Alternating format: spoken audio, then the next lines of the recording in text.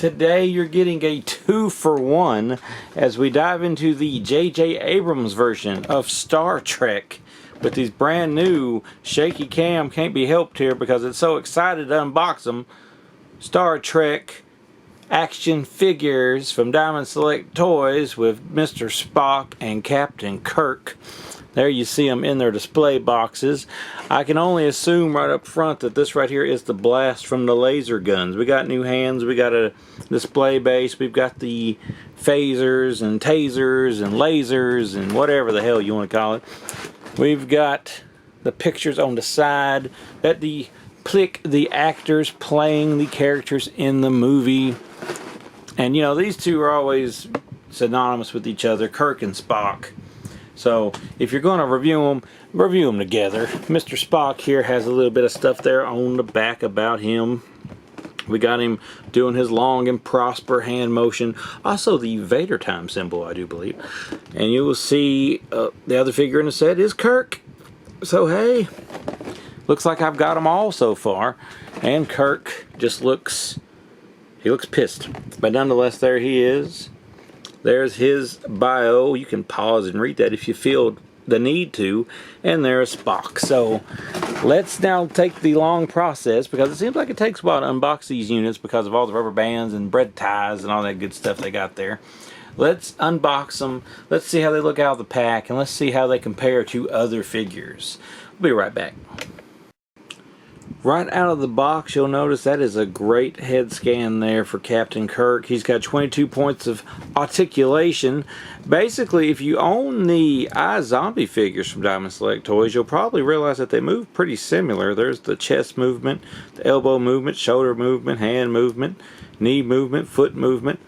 It's pretty articulate, and I like it. Also, when you look at all the accessories here, I've laid them out on display here. We have the Energy Force things. I believe they're supposed to go on the ends of the guns, which I'll test out in a moment. Another set of hands. We got these little units here. Now, you'll have to forgive me. I was a Star Wars man, not a Star Trek man, so I don't know all the names of this stuff. But this right here, I know this is probably the only gun anybody's going to be really worried about in the set. So, let's put him on display, and let's get Spock out and look him over. Yes, sir, I believe that is a perfect head scan for Mr. Spock, even if he won't come into focus, so y'all can revel in the fact. Let's see, let's do a little tapping on the screen. Tap, tap, tap the screen. There he kind of is, but nonetheless, perfect head scan there on Spock. We'll try to get a better shot of that here in a little bit. He has the exact same articulation, 22 points that Kirk had. He's got the old school shirt. He's got the hands. He basically has the same everything. If you look at the accessories here, he has like a different gun, a different style gun. He does have his long and prosperous hand sign here. So he has an extra set of hands. Well, actually, I take that back. He has one extra hand to be exact. He has the exact same gun that he had. He has the same power source things, the same display base, and even though I forgot to take him out of the pack, he also has the same beam me up type stuff, or whatever the hell that's called, I forget. Like I said, Star Wars man, not Star Trek, but hey, if Tarantino likes Star Trek enough to maybe do a movie about it, then I think I could learn to love Star Trek myself, although I was much more of a next generation guy. Look at that. Look at that head scan. That is great. Let's put him on display and see what it's all about. On display, you see what we got working with here. We've got Spock telling you to live long and prosperous with one hand, always blasting a son of a bitch with the other hand. He's kind of crook-footed, but I'm sure if you have a more level playing field there, or a level display field, he'll be much easier to stand in display, although it was almost impossible on his actual display with my particular setup here. Although, if you're wondering why there's so many hands, some of the hands seem to work better with holding some of the weapons.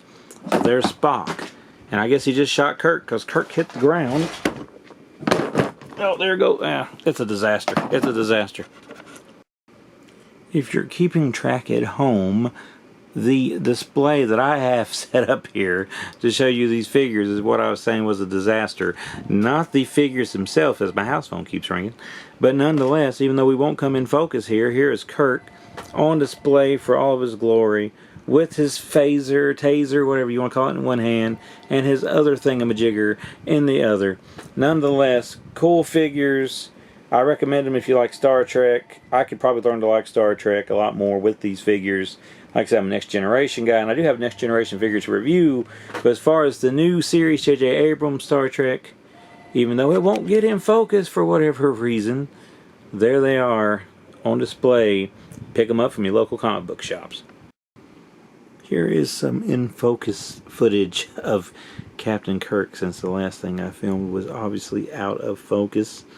Everything I said before still stands true, but like you said, everything I said before still stands true, but this time maybe you can get a better look at how he looks.